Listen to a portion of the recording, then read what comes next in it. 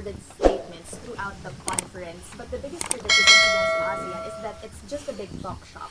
What do the leaders agreed upon to make sure that your interventions would actually be translated into concrete actions that our countrymen can feel at sea? Well, first of all, I don't agree that this is just a talk shop. But even if it were, I'd rather be talking than watching conflict.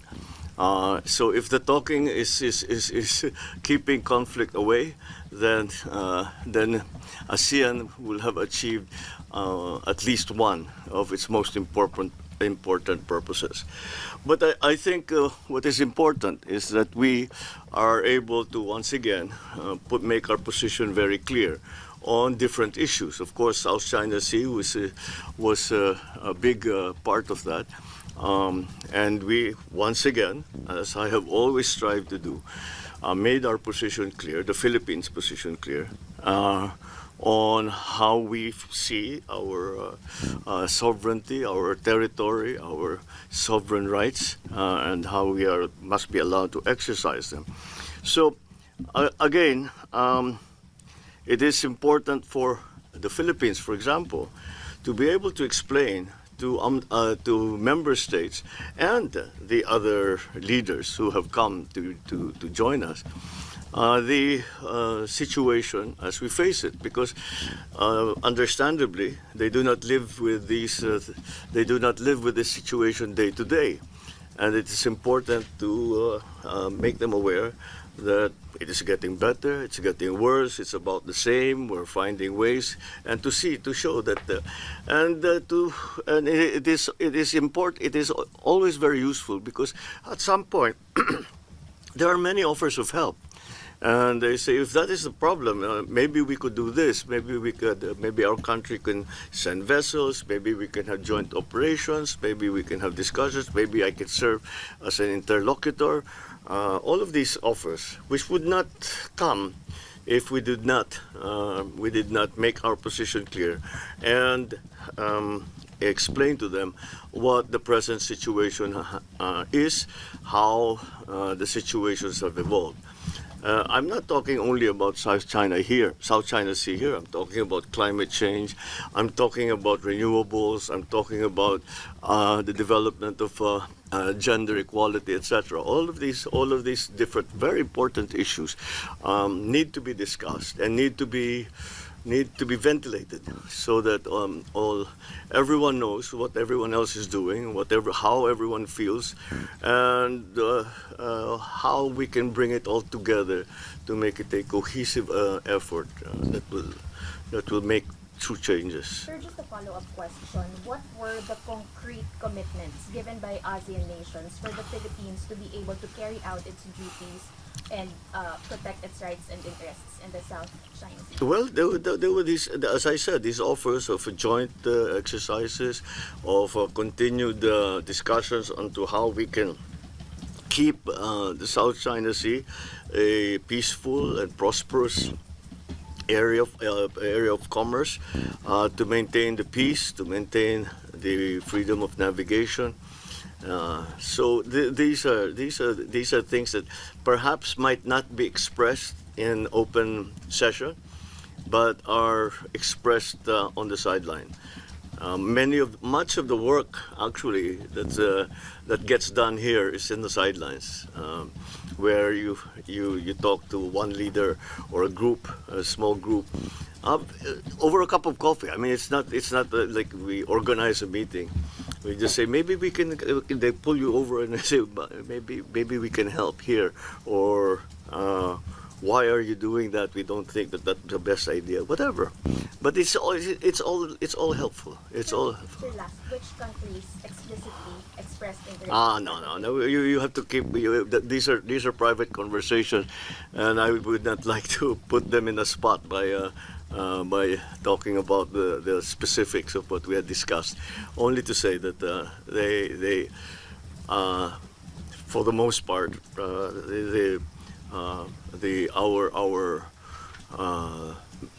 our neighbors and all interested parties, which include the EU, certainly the United States, have all come to talk to us and say that there's much that we can still do, and let's explore this or let's explore that. At least half of ASEAN?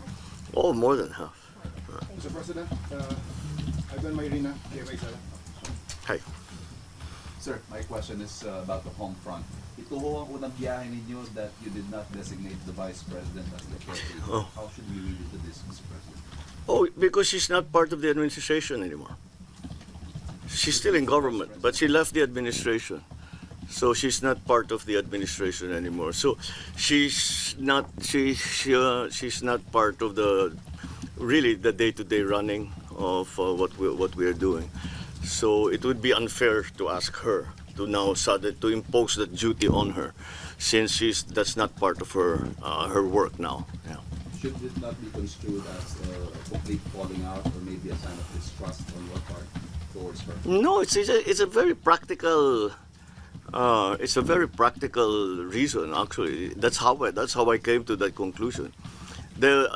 If you notice, the membership of the executive committee are all parts of. They're all members of the cabinet up to now. So that would seem to be the obvious way to handle it. Sir, ang sinabi po niya, hindi raw kayo friends. How would you describe your relationship with the Vice President now?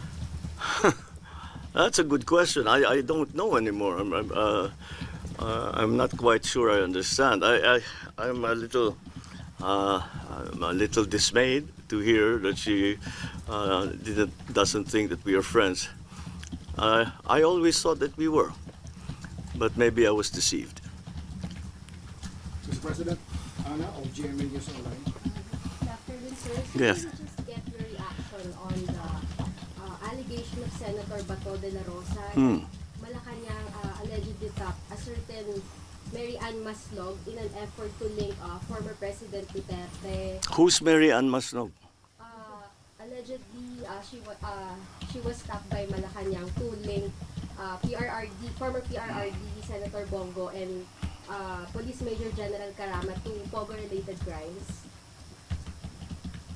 No, I don't know anything about that. I don't know who this person is. Sir, in relation to Pogo, sir, there's an information that Alice Go is being implicated by a Chinese spy named Shen Zhejiang, who's currently detained in Thailand. What's your reaction to this, sir? Well, as this process has been going on, more and more people are coming out of the woodwork to help us in our investigations, and this is just, I think, another one of those. This is just a natural evolution of the hearings that are being conducted in the House, and I suppose the case build-up. Because cases will be filed, have been filed, and will be filed against them. So it's just a natural process, and we're at least of course this helps the effort. If people are willing to testify or are willing to provide information that will lead us to the truth, and that is what we are after. Sir, ano na lang po yung recent efforts natin to address espionage, sir, sa Philippines? Well, maybe we shouldn't talk about what you are doing to address espionage, and that would be counterproductive. The next question will come from Ramon. Nikki. Hi, sir. China's actions in the South China Sea have been escalating, but ASEAN nations, say for Vietnam, have been deafeningly silent, if not neutral, for the matter. What novel strategies can the ASEAN adopt in order to prevent further Chinese aggression in the South China Sea? What was the intention of raising maritime tensions at the ASEAN-China Summit when countries usually take it up in other forums like the EAS or the ARF? Well, we take every opportunity that we can, again, to make the Philippine position clear. Our intent really is at this point. What we are doing is trying to manage the situation. There's all of us who have been working on this problem for a while. Have come to the conclusion there's no silver bullet here that will solve the problems immediately. So we have to just manage it so that there's no conflict, that it does not erupt into a hotter confrontation than it already is. So what we in the Philippines' approach to maintaining and to protecting our sovereignty is to keep a presence. Basta't meron tayong barko doon, meron tayong mangingisda, meron tayong presence doon sa bawat lugar. Ngayon, kung meron mga mangyayari na ini-intimidate yung ating mga fishermen o hinaharang yung ating mga barko, yung mga Coast Guard, we'll just have to deal with it. But nonetheless, whatever happens, we will maintain that presence.